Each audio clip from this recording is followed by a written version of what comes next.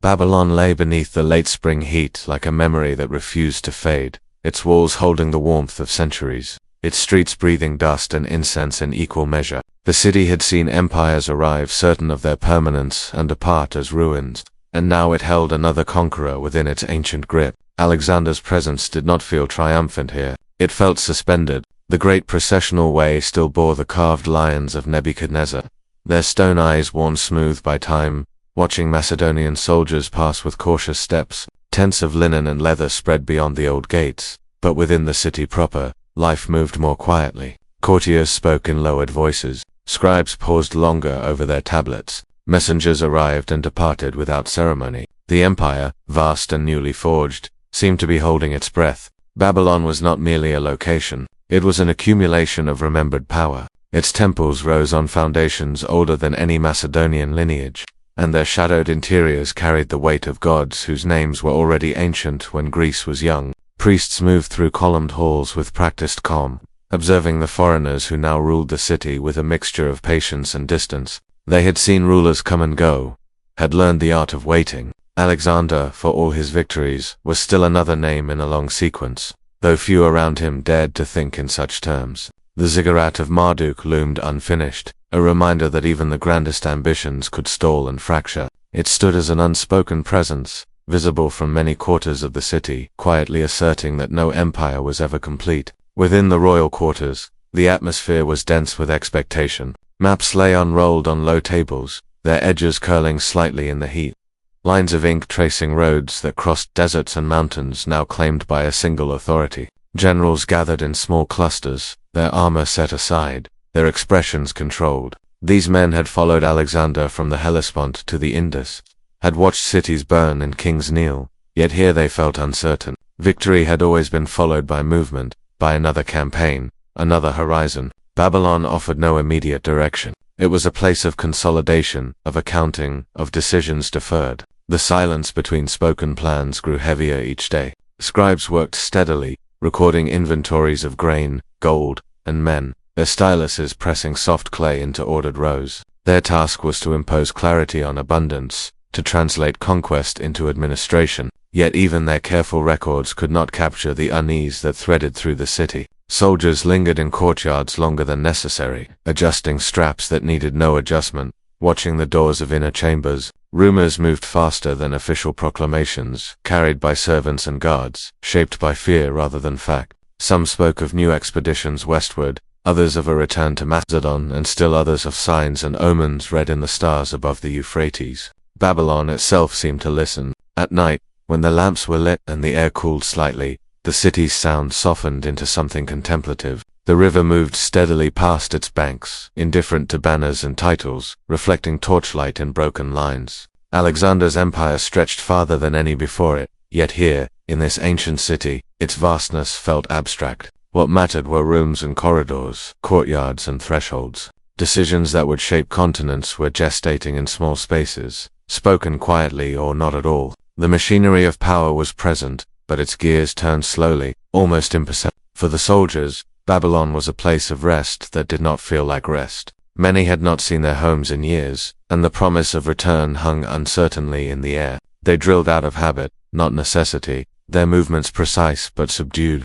Veterans bore scars that caught the lamplight, reminders of battles that already felt distant. New recruits from conquered lands watched and learned, absorbing a culture that was itself still forming. The army, like the empire, was no longer purely Macedonian. It was an amalgam, bound by loyalty to a single figure whose presence now felt strangely fragile. The city's markets continued to function, stalls offering dates, barley bread, and dyed cloth. Yet even commerce seemed muted. Traders speculated quietly about the future, weighing which alliances would endure and which might dissolve. Babylon had long thrived by adapting to new rulers, but adaptation required time, and time felt uncertain. The older citizens remembered previous transitions, the brief chaos that followed the death of kings, the way authority fragmented before reassembling under a new name. Those memories lingered like dust in the air, invisible but pervasive. In the inner courts, Alexander's attendants moved with heightened attentiveness. Water was brought more frequently.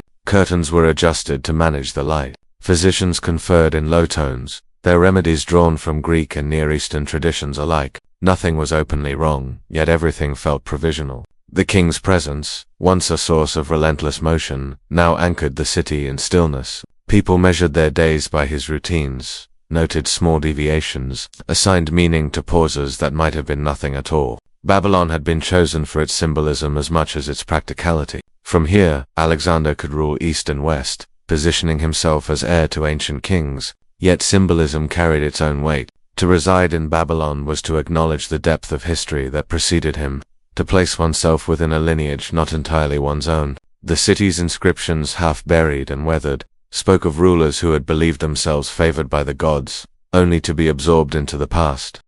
Alexander moved through the rooms of Babylon more slowly now, not as a man weakened beyond recognition, but as one whose body had begun to assert its limits with quiet insistence. The records left behind do not speak of collapse or spectacle. They speak instead of measured steps, of pauses taken where once there had been none, of a king who continued to attend councils and rituals even as fatigue settled more deeply into his frame. Courtiers noted the way he listened, his gaze steady, his questions precise. Physicians observed changes they did not yet name. The palace adjusted itself around him, narrowing its rhythms to match his own. Candles burned longer into the night, and oil lamps were set closer to his couch, their smoke curling upward and leaving faint traces on the stone. Alexander's decline, such as it was, unfolded without drama, recorded in fragments that suggest awareness rather than denial. He rose early when he could, performed the sacrifices expected of him, and received reports from distant satrapies with the same attentiveness he had shown years earlier on campaign. What had changed was not his command of events, but the way those events pressed upon him. Each message carried the accumulated weight of the empire he had built, a structure that now required constant tending. His mind remained clear, and those closest to him sensed that clarity as something deliberate, almost disciplined, as though he were ordering his thoughts in preparation for an accounting yet to come. Rituals took on a quieter significance. When Alexander poured libations, the gestures were careful, unhurried, his hands steady despite the strain beneath them.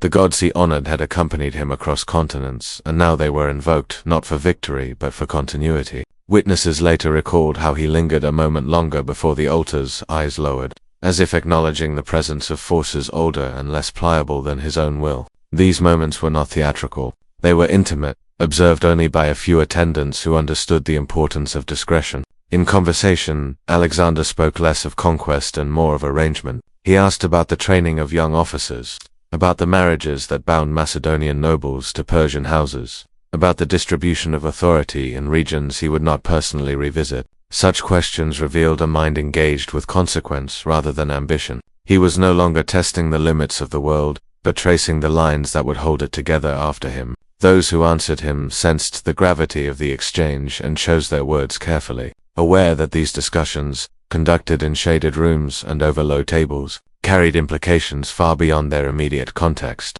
The king's body, however, did not entirely obey the discipline of his thoughts. Fevers came and went, leaving him weakened for hours at a time. On some days he was carried rather than walking, a concession made without comment. His attendants learned to read small signs, the way his breathing changed, the slight tightening around his eyes. Yet, even in these moments, Alexander remained present. He continued to receive envoys, to issue instructions, to listen. Silence did not yet surround him, but it loomed as a known quantity, something acknowledged without being named. The contrast between his physical state and his mental resolve created a tension that permeated the palace. It was felt in the careful way doors were opened, in the hushed exchanges between servants, in the way generals waited to be summoned rather than assuming access. Memory itself seemed to gather around him. Alexander spoke occasionally of his father, of Aristotle, of the early campaigns when the future had felt infinite. These recollections were not nostalgic indulgences but points of reference, markers used to measure how far events had traveled from their beginnings.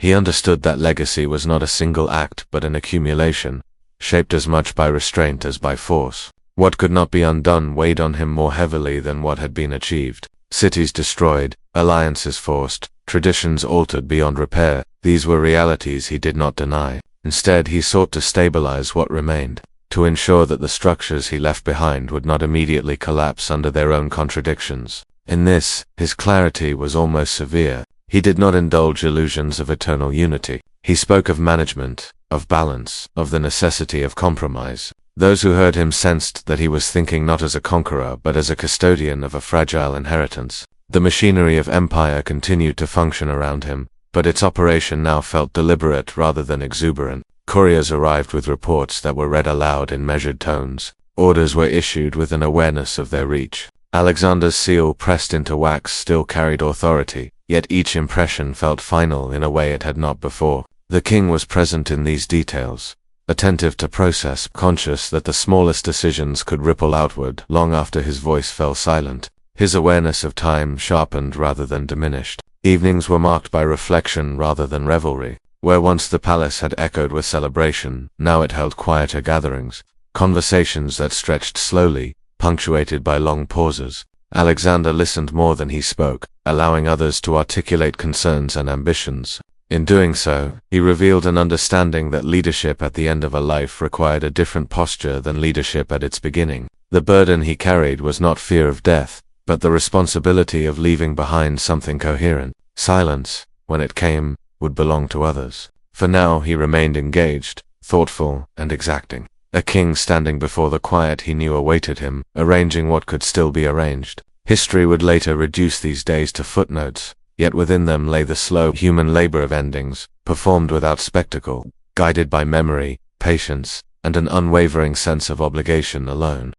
In the world Alexander inherited and reshaped, oaths were not ornamental gestures but binding forces that moved beneath the visible architecture of power, shaping allegiance in ways decrees alone never could. Long before Babylon became a Macedonian capital, its rulers understood that spoken promises carried weight beyond stone inscriptions, especially when exchanged in restricted spaces, witnessed by few, and sealed by ritual. Macedonian customs shared this understanding, though expressed differently, rooted in the intimacy of shared campaigns and the loyalty forged through proximity to danger. An oath sworn among companions carried an expectation of endurance that no public proclamation could enforce. These traditions converged quietly in Babylon, where Near Eastern reverence for covenant met Macedonian reliance on personal bonds. In council chambers and private courtyards, words were measured not for their grandeur but for their permanence.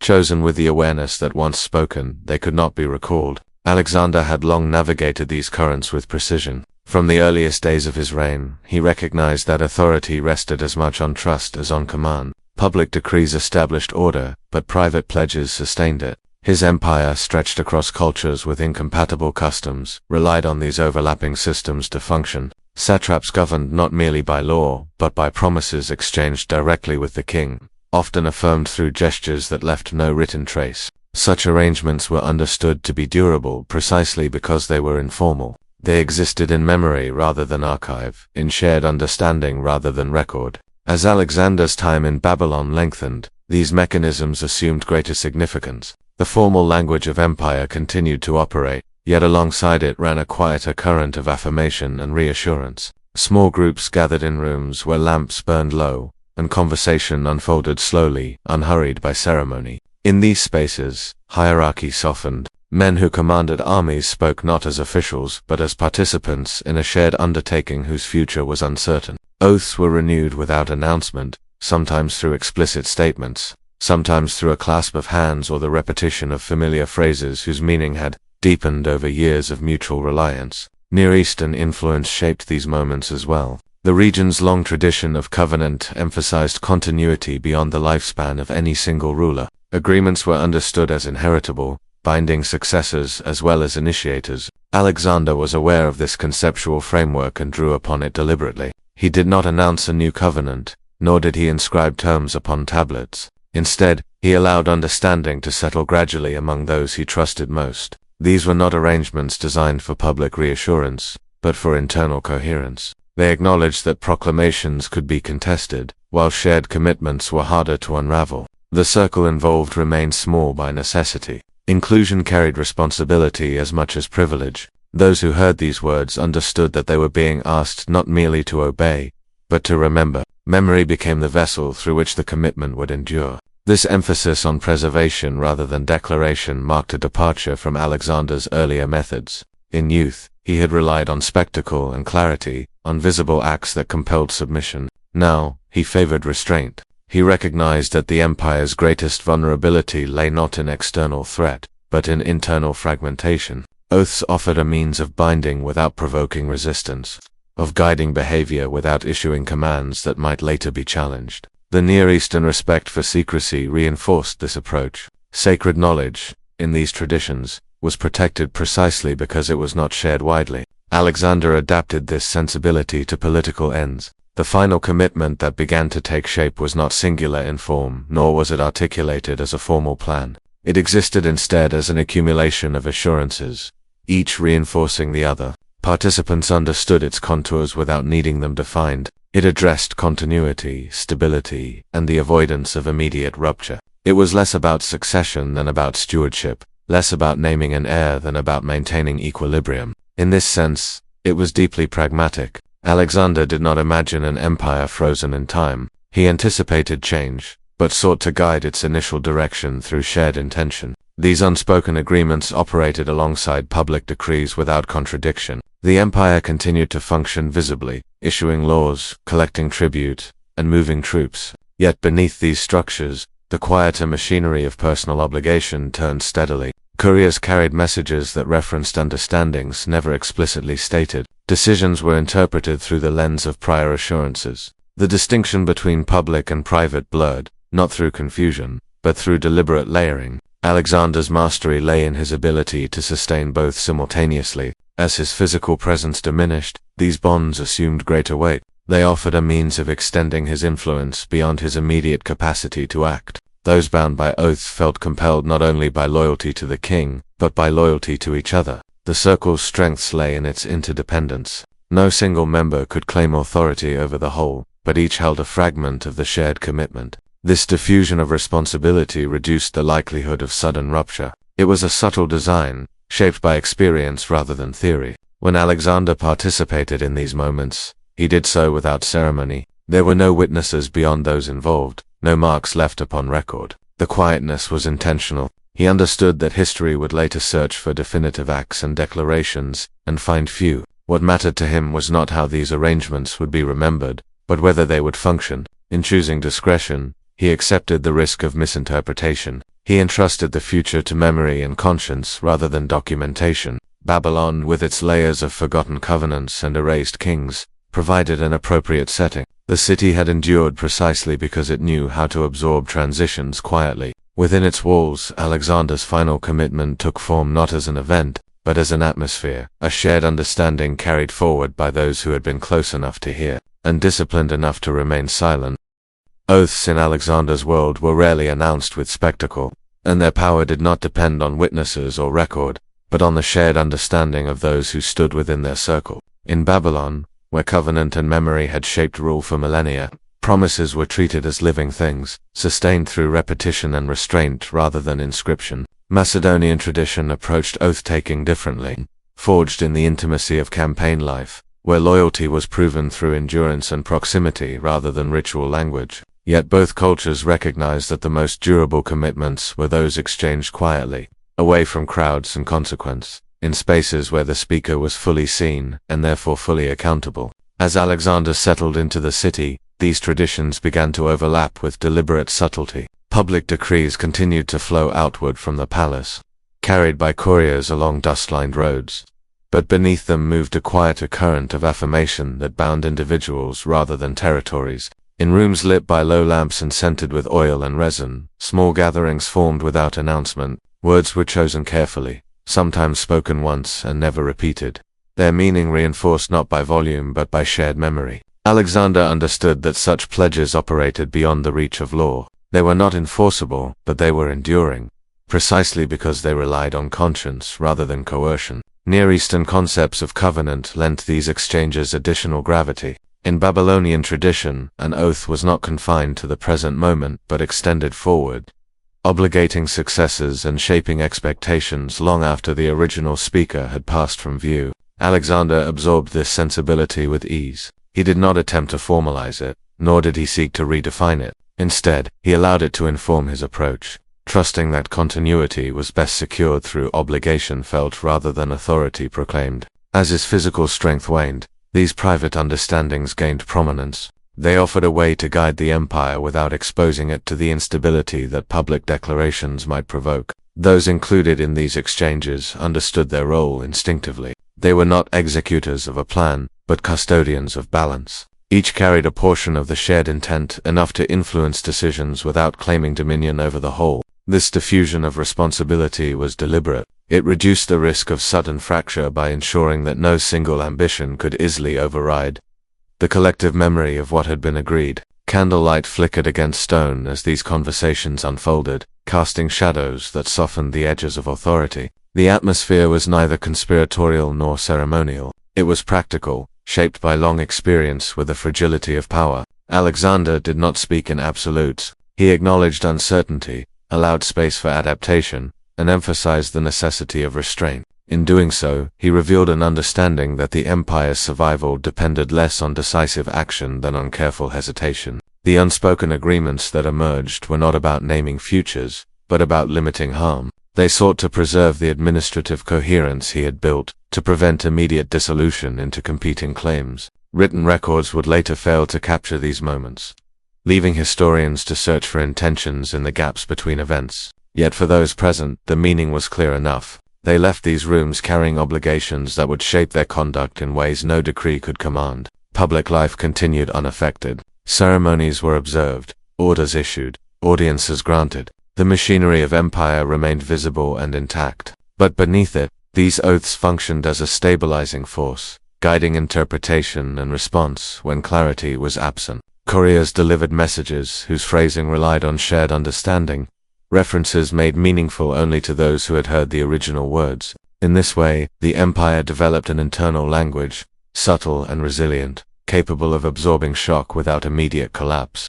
Alexander's role in this process was quiet but central. He did not insist on uniformity, nor did he demand explicit assent. He trusted the gravity of the moment to impress itself upon those he addressed. By choosing discretion, he accepted the risk that future generations would misunderstand his intentions. Yet he valued function over legacy, believing that survival mattered more than remembrance. Babylon, with its layered history of forgotten promises and eroded authority, offered a fitting backdrop. The city had endured by mastering the art of quiet transition, by allowing power to shift without rupture. Within its walls, Alexander's final commitment took shape not as a declaration, but as an atmosphere sustained through shared silence. When later events obscured these understandings, they did not erase their influence. They lingered in decisions made cautiously, in ambitions restrained, in the initial avoidance of chaos. The oaths were never meant to be seen. They were meant to be carried, preserved within memory, until memory itself became the only archive remaining.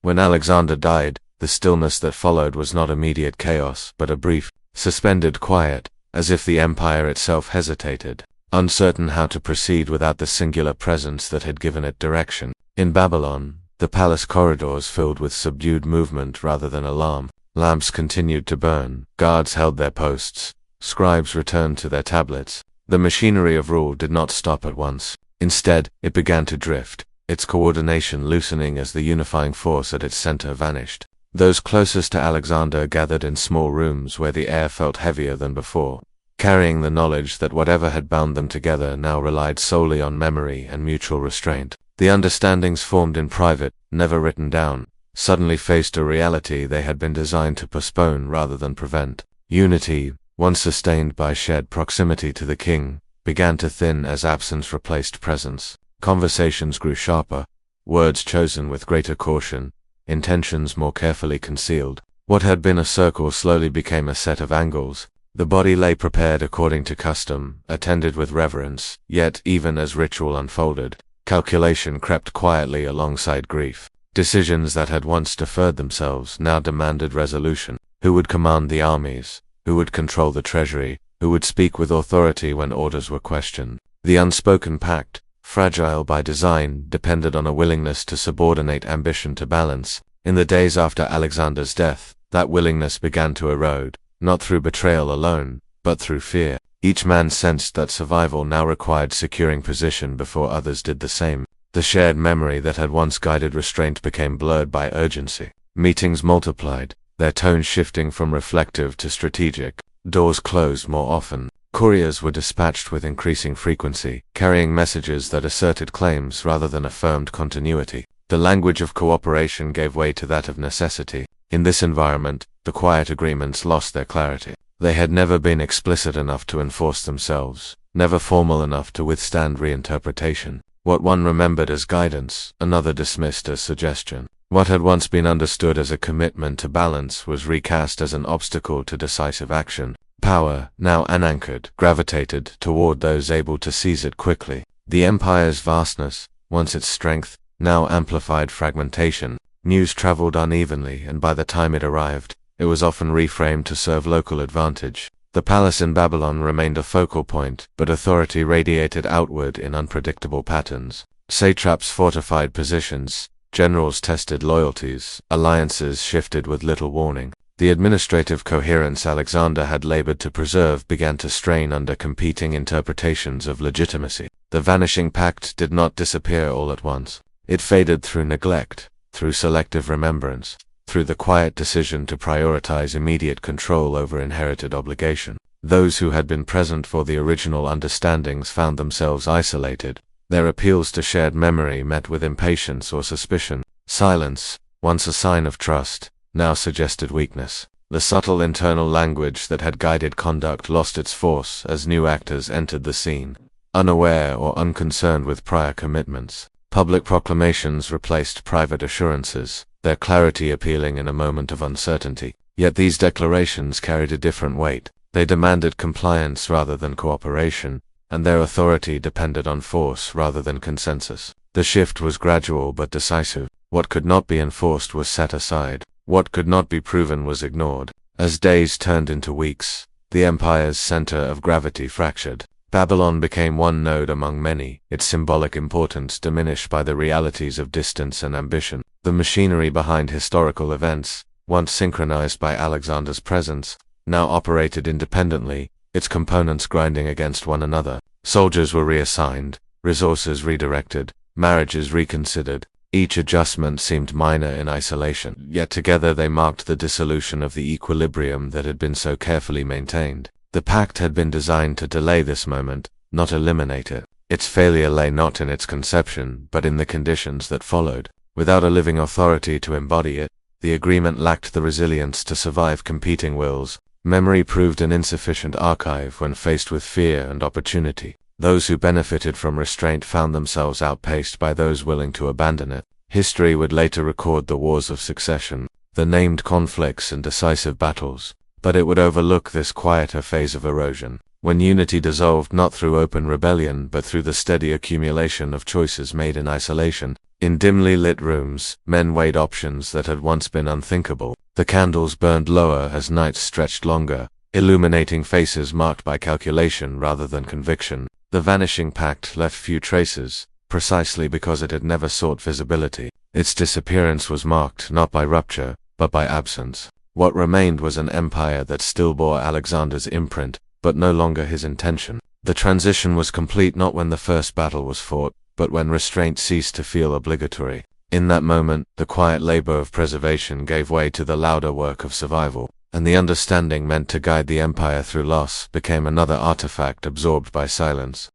History has always favored the solidity of outcomes over the fragility of intention. Stones endure where thoughts dissolve, and chronicles preserve names and dates long after the motives that animated them have thinned into speculation. In the centuries following Alexander's death, his empire would be measured by what followed it rather than what he had hoped might endure. Borders hardened, dynasties named themselves heirs, and conflicts were assigned causes that fit the logic of their time. Yet beneath these visible continuities lay a quieter absence. The final understandings that had once guided restraint, formed in shadowed rooms and carried only in memory, left no durable trace. They belonged to a category of history that resists preservation, not because it lacked importance, but because it was never meant to be displayed. Alexander's final oath, whether articulated in words or implied through gesture and trust, occupies this fragile space. It existed between action and silence, binding only those who chose to remember it. Empires before and after him relied on similar arrangements. Assyrian kings, Persian rulers, and Roman magistrates all operated within networks of private obligation that shaped decisions as powerfully as law. These agreements rarely survived the transition from one generation to the next. They were designed to stabilize moments of uncertainty, not to announce themselves to posterity. When the moment passed, they faded, absorbed into the general noise of events. In this way, forgetting was not failure, but function. Babylon itself stood as a testament to this pattern. Its ruins contained layers of authority, each built upon understandings that had once felt permanent. Inscriptions spoke confidently of divine favor and eternal rule. Yet the city endured by outlasting those claims rather than fulfilling them. Alexander's presence there placed him within this continuum. His conquests altered the map, but his final concerns reflected a recognition of limits. He understood that domination could not guarantee coherence, and that memory was an unreliable ally. The oath he carried to the end was shaped by this awareness. It did not promise immortality, only delay. It sought to soften the immediate shock of absence, to give the empire time to adjust before ambition overwhelmed balance. That it ultimately failed does not diminish its significance. It reveals instead the constraints under which all such efforts operate. Legacy, as history records it, privileges what can be enforced. Treaties signed, cities founded, battles won. These form the scaffolding of narrative. Intentions that rely on restraint leave lighter footprints. They require a continuity of values that conquest alone cannot secure. Alexander's empire fractured not because his final understanding was meaningless, but because it asked too much of those who inherited power without his authority. Memory, unsupported by structure, yielded to necessity, yet traces remain, subtle and indirect. The initial hesitation before open conflict, the brief attempts at collective governance, the language of unity that persisted even as division advanced all suggest an influence that lingered longer than the sources admit. These are the shadows of intention, visible only when one looks beyond outcomes. To reflect on Alexander's final oath is therefore to reflect on the limits of historical remembrance. It asks us to consider how much is lost, not through destruction, but through omission. Archives preserve what is declared, not what is entrusted. The quiet labor of preservation, undertaken without witnesses, dissolves easily into anonymity. Yet such labor shapes transitions more often than grand pronouncements. Empires forget not because they choose to, but because their structures reward assertion over restraint. The final chapter of Alexander's story, then, is not written in the wars that followed, but in the brief interval when restraint was still possible. It resides in the candlelit rooms where decisions were tempered by memory, and in the silence that followed when that memory could no longer command obedience. Conquest extended his name across continents, but it could not carry his intentions intact beyond his life. In this, his experience mirrors that of countless rulers whose greatest efforts were never recorded. What remains is perspective rather than instruction, the recognition that power achieves its fullest expression not in expansion, but in the attempt to guide what comes after. History may forget these attempts, but their absence speaks quietly of the boundaries no empire can cross. Alexander's final oath belongs to that silence, a reminder that even the most far-reaching conquest ends where memory falters, and that what is forgotten often mattered most in the moment it was made. This understanding invites a different way of reading the past, one that listens for what is missing as carefully as for what survives. In the spaces between recorded acts, one can sense the presence of choices constrained by conscience rather than force. Alexander's restraint near the end was not weakness, but an acknowledgement of scale. He had pushed the known world outward, only to discover that governance required inward attention. The empire he left behind was too vast to be held together by command alone, and too diverse to be unified by a single vision. His final efforts therefore turned toward moderation, an attempt to leave behind not certainty, but pause. Babylon's streets, worn smooth by centuries of passage, had absorbed countless transitions before his arrival, and they would absorb his passing as well. Merchants reopened stalls, priests resumed cycles of ritual, and the river continued its course, indifferent to succession. Life persisted, even as meaning shifted. The oath faded, but the awareness it represented did not entirely vanish. It reappeared in later reflections, in philosophical accounts that questioned the cost of empire, and in administrative practices that sought compromise over domination. These echoes were faint, but they suggest that intention, though forgotten, still exerts influence in indirect ways. Empires may forget, but humanity remembers imperfectly, carrying fragments forward into new forms. In this way, Alexander's final silence speaks not of failure, but of continuity shaped by limits. Such limits define history's horizon, where ambition yields to time, memory, and forgetting.